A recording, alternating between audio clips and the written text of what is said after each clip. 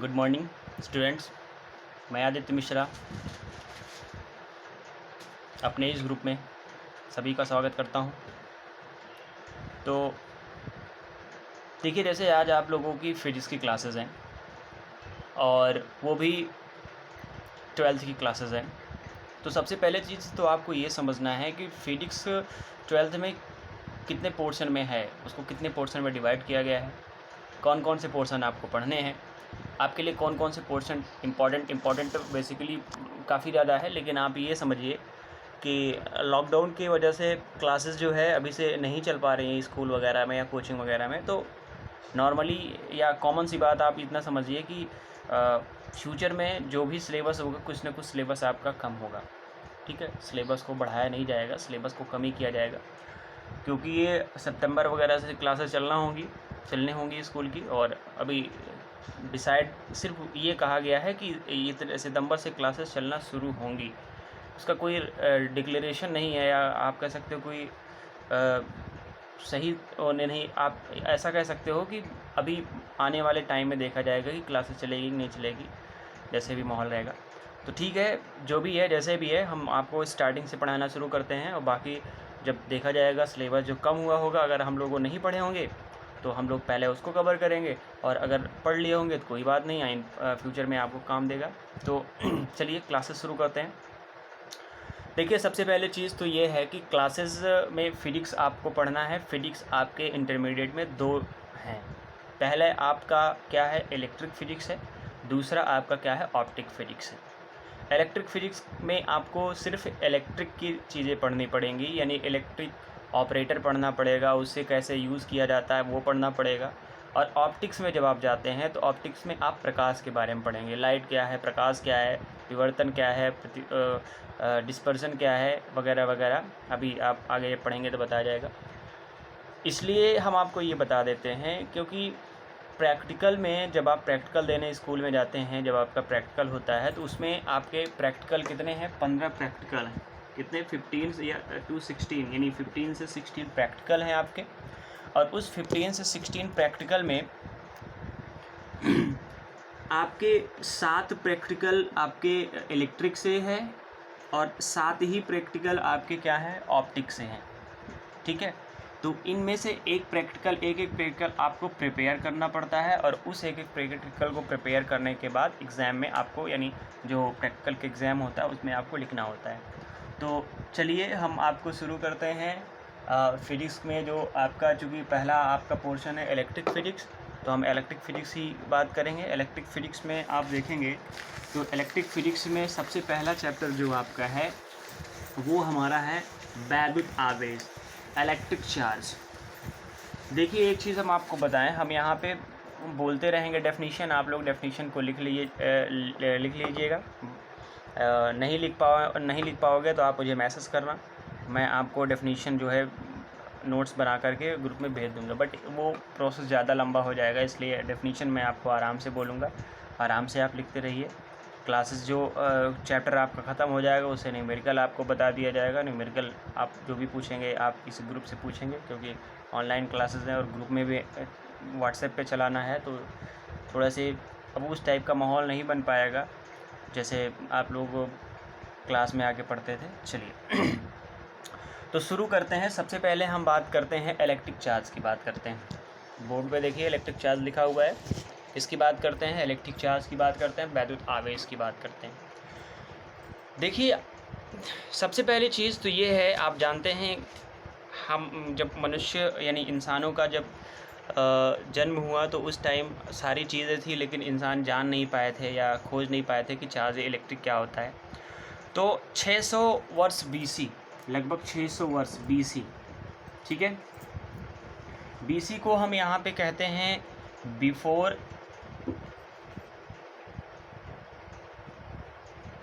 ठीक है। अब देखिए, सबसे पहले चीज़ तो हम बात करते हैं, यानी इसी को 600 वर्ष BC को अगर हम ईयर की बात करते हैं, किसी में बात करते हैं, ईयर्स की बात करते हैं, तो 2600 वर्ष पूर्व की बात करते हैं। किसकी बात करते हैं, 26 वर्ष पूर्व की बात करते हैं। एक यूनानी दार्शनिक एक यूनानी दार्शनिक थे जिनका नाम था थेल्स। उन्होंने ये पाया कि जब एक अंबर की छड़ यानी एक अंबर नामक पदार्थ होता है, उसको लेकर के किसी हल्की वस्तु जैसे बाल या आपके तिनके आदि को अपनी ओर, देखिए सबसे पहले चीज़ तो उन्होंने ये देखा, थिल साहब ने ये देखा कि जब एक अंबर नामक पदार्थ को लिया और उसको फर से रगड़ा, फर का मतलब एक तरीके से कपड़े का टुकड़ा आप मान लीजिए, जब अंबर नाम के छड़ को किसी फर से रगड़ा, तो रगड़ने के बाद इन्होंने ये देखा कि जो अंबर नामक क्षण है वो छोटे छोटे टुकड़ों को अपनी ओर आकर्षित करने का गुण प्राप्त कर लेता है। उसके बाद इस पर किसी ने कोई चर्चा नहीं की, ठीक है, इसके बाद कोई जो है इस पर ज़्यादा डिस्कशन नहीं हुआ। फिर उसके बाद एक नए वैज्ञानिक आए 1600 ईस्वी में, जो कि वैज्ञानिक अंग्रेजी वैज्ञानिक थे, गिलबर्ट साहब ने इनके जो थिल साहब थे इन्हीं के कॉन्सेप्ट को उठाया, और इन्हीं के कॉन्सेप्ट को उठाने के बाद इन्होंने आगे भी कहा, इन्होंने ये कहा कि सिर्फ अंबर की छड़ या फर के कपड़े ही नहीं, बहुत सारे ऐसे चीज़ें हैं जिनको आपस में रगड़ते हैं तो उनमें क्या होता है, आवेश उत्पन्न हो जाता है, अर्थात किसी भी वस्तु को अपनी ओर आकर्षित करने के गुण प्राप्त हो जाते हैं।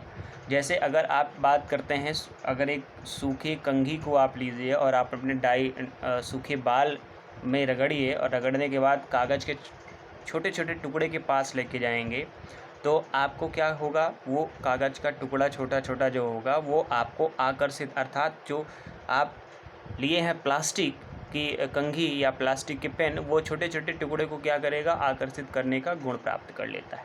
ठीक है, ये सारी बातें बताने के बाद इन्होंने फिर लास्ट में विद्युत की डेफिनेशन दी। विद्युत की डेफिनेशन क्या इन्होंने दी, लिख लीजिएगा विद्युत क्या होता है।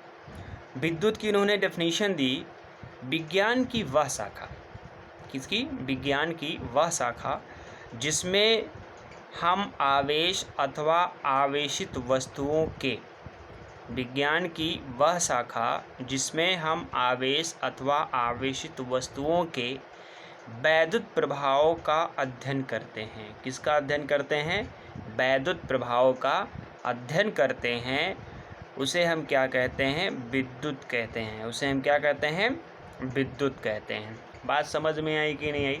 यानी भौतिक विज्ञान की वह शाखा या किसी भी विज्ञान की वह शाखा जिसमें हम आवेश के, आवेशित वस्तुओं को के बारे में अध्ययन करते हैं, वह शाखा विज्ञान की विद्युत कहलाती है। ये इन्होंने विद्युत की डेफिनेशन दी गिलबर्ट साहब ने। उसके बाद ये सारी चीज़ अध्ययन करने के बाद फिर उन्होंने वैद्युत आवेश, देखिए विद्युत और वैद्युत आवेश में बहुत डिफरेंसेस हैं, आप ये चीज़ समझिए। अगर विद्युत की बात आपसे किया जा रहा है तो विद्युत का मतलब it is a branch of a science, ये एक टाइप का साइंस का ब्रांच होता है विद्युत। अगर विद्युत आवेश की बात किया जा रहा है तो विद्युत आवेश डेफिनीशन होती है, वो ब्रांच नहीं होता। इसीलिए विद्युत में आपको बताया गया कि विद्युत वह विज्ञान की शाखा है जिसके अंतर्गत आवेशित तथा आवेशित वस्तुओं के बारे में अध्ययन किया जाता है। इतनी बात समझ में आ गई। चलिए फिर हम वैद्युत आवेश की बात करते हैं। किसकी बात करते हैं, वैद्युत आवेश की बात करते हैं। यहाँ से आपका टॉपिक शुरू होता है, जो आपके डेफिनेशन है इसमें भी आप लिख लीजिए वैद्युत आवेश क्या होता है। देखिए लिखिए, वैद्युत आवेश पदार्थ का वह मौलिक गुण है। वैद्युत आवेश पदार्थ का वह मौलिक गुण है जिसके कारण वस्तुएं वैद्युत बल आरोपित करती हैं अथवा अनुभव करती हैं। क्या, फिर से सुनिए डेफिनेशन। वैद्युत आवेश पदार्थ का वह मौलिक गुण है। वैद्युत आवेश पदार्थ का वह मौलिक गुण है जिसके कारण वस्तुएं वैद्युत बल आरोपित अथवा अनुभव करती हैं। देखिए डेफिनेशन कहाँ से ओरिजिन की गई। आपको मैंने बताया कि ये हमारा मार्कर है, इस मार्कर को हम अपने बालों पर रगड़ते हैं। रगड़ने के बाद कागज़ के देखिए सबसे पहले हमने मार्कर ले लिया, अभी इसको बालों पर हमने नहीं रगड़ा, किसी भी जगह पर इसको नहीं रब किया। अब कागज़ के टुकड़े के पास लेके जाएंगे तो क्या ये किसी वस्तु को आकर्षित करेगा, ये किसी वस्तु को आकर्षित नहीं करेगा। क्यों? क्योंकि ये न्यूट्रल है, उदासीन है। ऐसा नहीं है कि इसमें इलेक्ट्रॉन नहीं है, इसमें प्रोटॉन नहीं है, इसमें कोई चीज़ नहीं है, इसमें है, लेकिन जितने मात्रा में इलेक्ट्रॉन है उतने ही मात्रा में आपके क्या है, प्रोटॉन है। इसीलिए ये उदासीन है, न्यूट्रल बॉडी है। एक तरीके से क्या कह सकते हैं आप इसको? एक तरीके से आप कह सकते हैं कि ये एक न्यूट्रल बॉडी है, ठीक है। लेकिन जैसे ही हम इस मार्कर को क्या करते हैं, बालों से रगड़ना शुरू करते हैं, बालों से रगड़ना स्टार्ट करते हैं, वैसे क्या हो जाता है, ये जो न्यूट्रल बॉडी है ये आवेशित हो जाती है और ये अपने चारों तरफ छोटे छोटे टुकड़े को क्या करती है, आकर्षित करना प्रारंभ कर देती है। इसीलिए डेफिनीशन में ये बताया गया है कि वैद्युत आवेश किसी पदार्थ का वह मौलिक गुण है जो किसी भी वस्तु पर बल आरोपित करता है उसे आकर्षित करने के लिए। क्लियर बात हो गई? चलिए नेक्स्ट टॉपिक यानी नेक्स्ट की बात करते हैं, आवेश के प्रकार। देखिए आवेश के प्रकार क्या है, आप सबसे पहले ये चीज़ देख लीजिए, टाइप यानी आवेश के प्रकार। किसके? आवेश के प्रकार की बात करते हैं। देखिए आवेश का जो प्रकार है, आवेश के जो प्रकार की हम बात करते हैं आवेश के प्रकार यानी आवेश दो प्रकार के होते हैं। कितने प्रकार के होते हैं? दो प्रकार। आप जानते हैं, एक पॉजिटिव चार्ज और एक नेगेटिव चार्ज। अच्छा, ये डिसाइड कैसे होता है कि कौन सा पॉजिटिव है कौन सा नेगेटिव है? इसको समझने के लिए अभी हम आपको बताएंगे आवेश का इलेक्ट्रॉनिक सिद्धांत, लेकिन उससे पहले हम आपको बता देते हैं आवेश कितने टाइप के होते हैं और इसको कैसे कैसे क्या डिफाइन किया जाता है। देखिए जैसे कि मान के चलो हमने यहाँ पे क्या लिया, गिलबर्ट साहब ने एक्सपेरिमेंट किया था। उस एक्सपेरिमेंट करने के बाद उन्होंने ये बताया था कि टाइप ऑफ चार्ज कितने टाइप के होते हैं। गिलबर्ट साहब ने एक कांच की छड़ लिया था। किसकी छड़ लिया था? एक कांच की छड़ लिया था, ठीक है। यहाँ पे इन्होंने एक कांच की छड़ लिया। गिलबर्ट साहब ने क्या किया था, एक कांच की छड़, यहाँ पे इन्होंने एक कांच की छड़ ले लिया था, ठीक है। इस कांच की छड़ को इन्होंने क्या किया, रेशम के टुकड़े से रगड़ा। जब रेशम के टुकड़े से रगड़ा देखा गया क्या कि इसमें आवेश हुआ, ये रेशम के टुकड़े को आकर्षित कर रहा था। इसको इन्होंने ऐसे रख दिया। फिर दूसरे कांच की छड़ लिया और दूसरे कांच की छड़ को भी क्या किया, रेशम के टुकड़े से रगड़ना शुरू किया। इसको भी रेशम के टुकड़े से रगड़ा।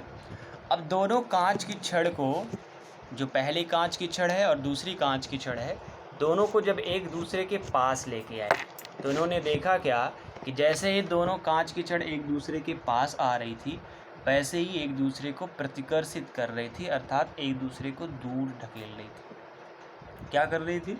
एक दूसरे को दूर ढकेल रही थी, प्रतिकर्षित कर रही थी। तो इन्होंने ये कहा कि इनमें चार्जेस क्या हैं, सेम है। फिर इनमें क्या कहा इन्होंने कहा कि इसमें चार्ज सेम है, ठीक है। फिर जब रेशम के टुकड़े को जो इन्होंने एक साथ लेके आया तो उसमें भी यही कॉन्सेप्ट हुआ, ये भी एक दूसरे को क्या कर रहा था, प्रतिकर्षित कर रहा था। तब उन्होंने कह दिया कि इसमें भी चार्जेस क्या हैं, सेम। लेकिन एक रेशम के टुकड़े को और एक कांच के टुकड़े को जब एक दूसरे के पास लेके आ रहे थे तब उनमें ये कॉन्सेप्ट नहीं हो रहा था, तब उनमें एक दूसरे को आकर्षित करने की गुण आ रही थी, अर्थात कांच का टुकड़ा यानी कांच की छड़ और रेशम के टुकड़े एक दूसरे को आकर्षित कर रहे थे। तब इन्होंने कहा कि इसमें चार्ज अलग अलग। अब इनके कॉन्सेप्ट से ये आया कि जब किसी भी वस्तु को हम रगड़ते हैं तो कुछ इलेक्ट्रॉन उस वस्तु से निकलकर किसी दूसरे वस्तु में चले जाते हैं, इलेक्ट्रॉन का आदान प्रदान हो जाता है। यानी क्या, जैसे रेशम के टुकड़े की हम बात करते हैं, रेशम के टुकड़े और ये मार्कर है, इन दोनों को जब आपस में रगड़ा जाएगा तो इसमें से कुछ इलेक्ट्रॉन निकल करके कहाँ चले जाएंगे, रेशम के टुकड़े पर चले जाएंगे। जब इसमें से इलेक्ट्रॉन निकलकर उसमें जाएंगे तो जहाँ से इलेक्ट्रॉन निकलता है वो हमारा क्या होता है, पॉजिटिव चार्ज होता है। जिस वस्तु में से इलेक्ट्रॉन निकल करके जाता है उस वस्तु में चार्ज पॉजिटिव हो जाता है, और जिस वस्तु में चार्ज जा कर के चला जाता है वो वस्तु नेगेटिव हो जाती है। यानी रेशम के टुकड़े और कांच के टुकड़े की बात करते हैं तो कांच के टुकड़े में से इलेक्ट्रॉन निकल करके रेशम के टुकड़े पे जाता है, इसलिए कांच पर जो इलेक्ट्रॉन होते हैं वो हमारे कम हो जाते हैं, जिसके वजह से इस पर चार्ज पॉजिटिव आ जाता है, और जो रेशम का टुकड़ा होता है उस पर नेगेटिव इलेक्ट्रॉन यानी इलेक्ट्रॉन ज़्यादा हो जाते हैं, इसलिए वो नेगेटिव हो जाता है चार्ज। तो बात समझ में आई कि नहीं आई? यानी किसी भी वस्तु पर इलेक्ट्रॉन अधिक होने का कारण यह है कि उस वस्तु पर, यानी कोई वस्तु अगर चार्ज है, किसी वस्तु पर प्लस आवेश है, तो प्लस आवेश होने का रीज़न ये है कि वो वस्तु से इलेक्ट्रॉन को निकाला गया है, और जिस वस्तु पर माइनस साइन है, माइनस चार्ज है, उसका मतलब ये है कि उस वस्तु पर इलेक्ट्रॉन की अधिकता है। यानी किसी भी वस्तु पर इलेक्ट्रॉन की कमी उस वस्तु के या उस वस्तु पर प्लस चार्ज होने के कॉन्सेप्ट को बताता है, प्लस चार्ज होने की बात करता है।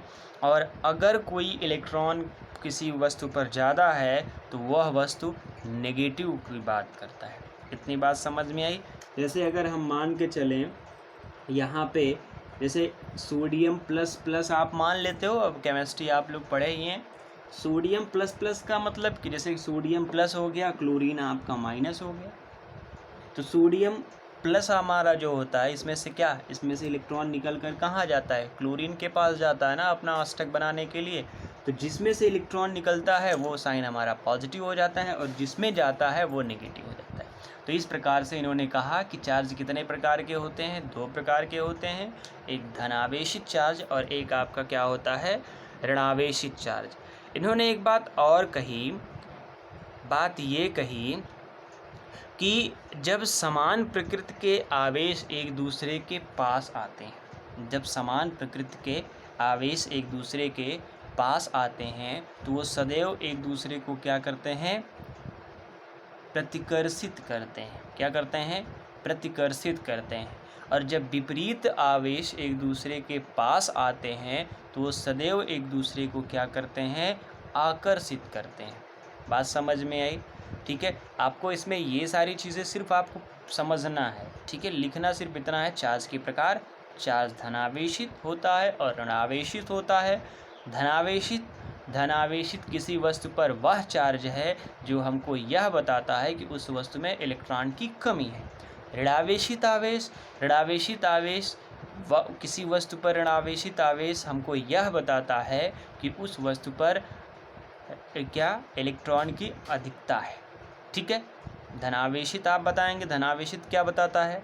धनावेशित यह बताता है कि उस वस्तु पर इलेक्ट्रॉन की कमी है।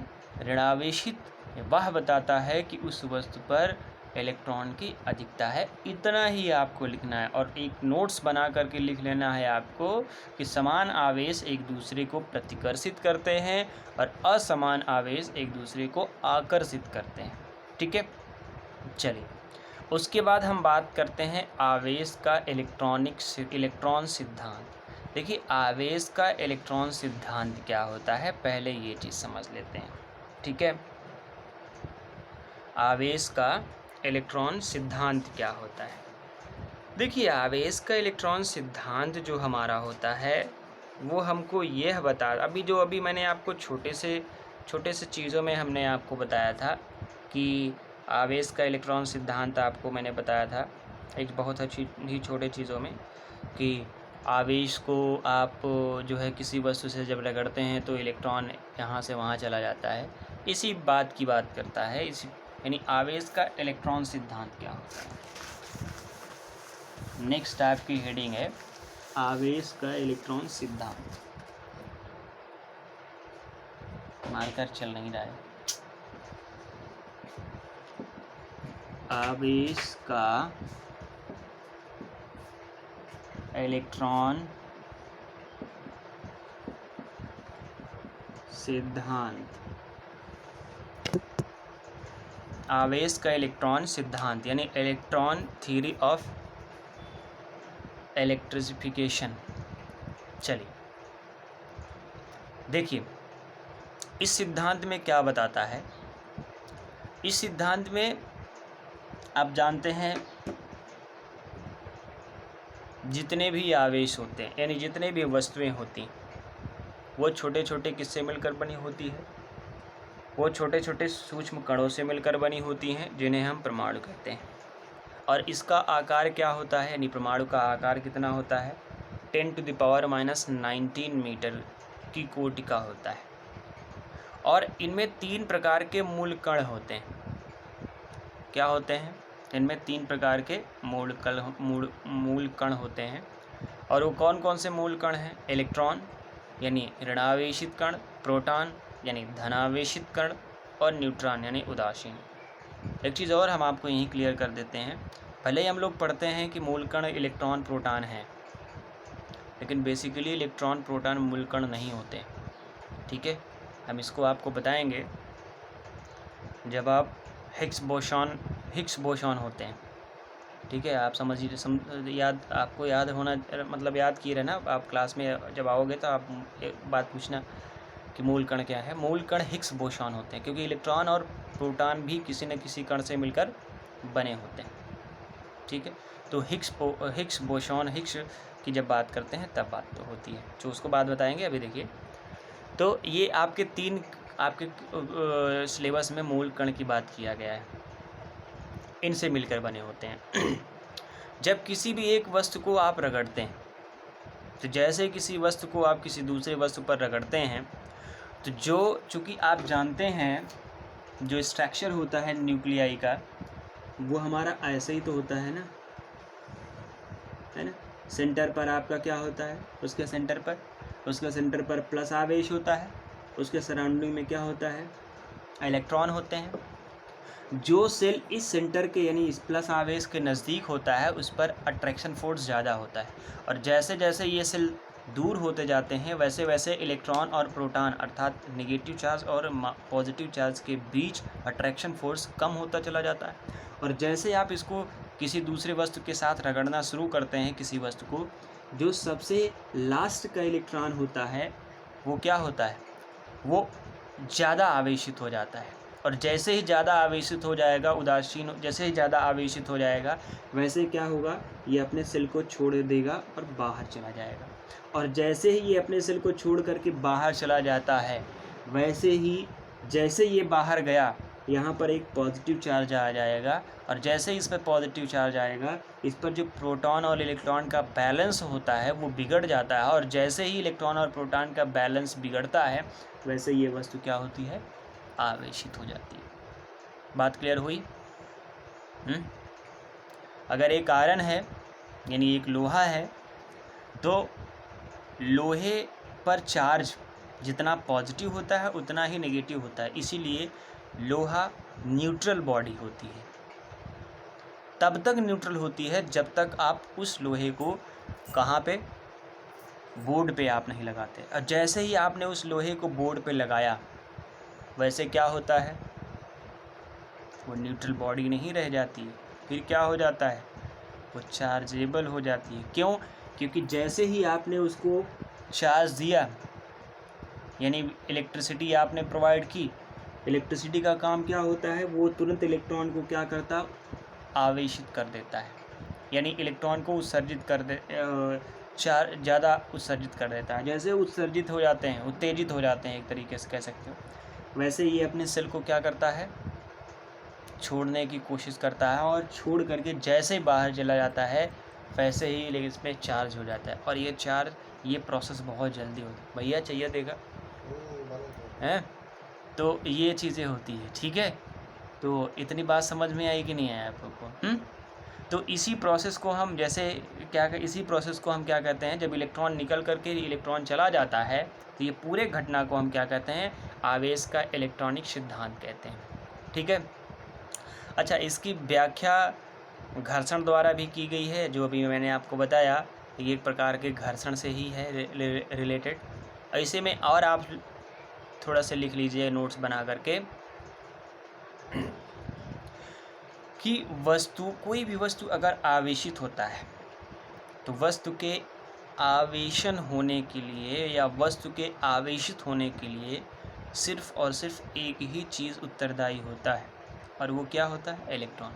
हमेशा इलेक्ट्रॉन एक जगह से दूसरी जगह जाएगा तभी वस्तु आवेशित होगी, अदरवाइज वस्तु आवेशित नहीं होगी। बात समझ में आई कि नहीं आई? यानी वस्तु का आवेशन जो होता है वो सिर्फ और सिर्फ किससे होता है? इलेक्ट्रॉनों के कारण होता है, प्रोटॉन के कारण नहीं होता है। नोट्स में आप ये लिख लीजिएगा।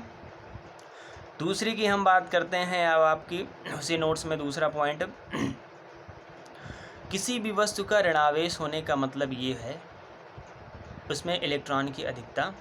भाई ये भी जो मैंने आपको बताया, किसी वस्तु का ऋणावेश होने का मतलब उसमें इलेक्ट्रॉन की अधिकता, धनावेश होने का मतलब उसमें इलेक्ट्रॉन की कमी। इलेक्ट्रॉनिक सिद्धांत आप ये भी दे सकते हैं। इलेक्ट्रॉनिक सिद्धांत अगर आपसे कोई पूछ लेगा कि आवेश का इलेक्ट्रॉन सिद्धांत क्या है, तो आवेश का इलेक्ट्रॉन सिद्धांत है कि अगर कोई वस्तु ऋणावेशित है तो ऋणावेशित होने का मतलब है कि उसमें इलेक्ट्रॉन की अधिकता, और अगर कोई धनावेशित है तो उसका मतलब है इलेक्ट्रॉन की कमी। ठीक है। चलिए अब देखिए एक चीज़ और हम यहाँ पे आपको बताते चलते हैं कि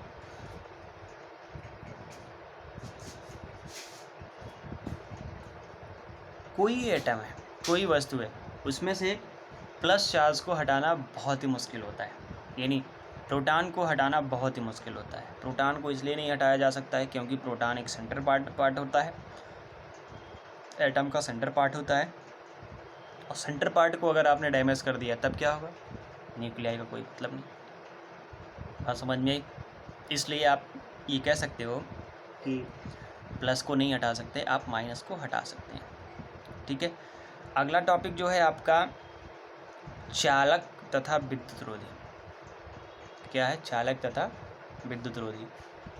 तो ये हो सकता है आज शाम को हम दे दें या फिर कल दें, क्योंकि वीडियो ज़्यादा लंबा हो जाएगा, 26 मिनट 27 मिनट का हो गया है तो व्हाट्सएप पे जाएगा नहीं है। पहले इसको भेजते हैं, उसके बाद हम आपको बताएंगे कि इलेक्ट्रॉन के बेसिस पर, आवेश के बेसिस पर, इलेक्ट्रॉन नहीं आवेश के आधार पर वस्तुएं कितने प्रकार की होती हैं। आवेश के आधार पर वस्तुओं को दो कैटेगरी में डिवाइड किया गया है, एक कंडक्टर और एक इंसुलेटर।